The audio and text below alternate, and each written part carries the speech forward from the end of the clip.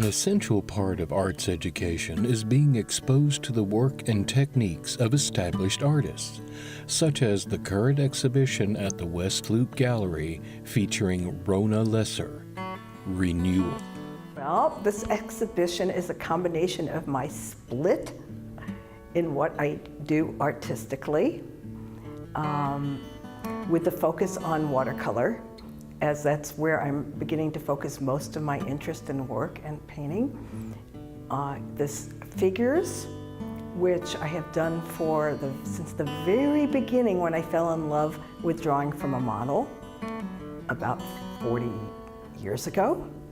And the landscapes, which come from my love of being out in nature, and they are all done from my photographs of where I've been, and a few were done outdoors, which is more and more what I really like to do if I'm doing nature. The figures are all done from life at figure workshops, and they're short poses, no more than 20 minutes, sometimes less. If I go on longer, I usually mess them up and get too picky.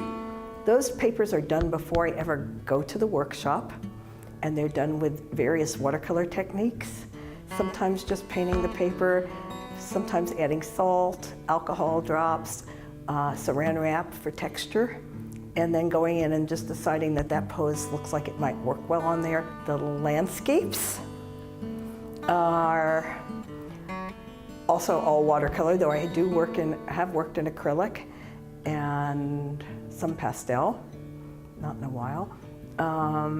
They are places I've been and taken photos of, and the reason I really like working in watercolor with them is that you get the layer of the paper and the color, and you can put one color on top of another and get an effect that you don't get in acrylic or oil. It's a whole different way.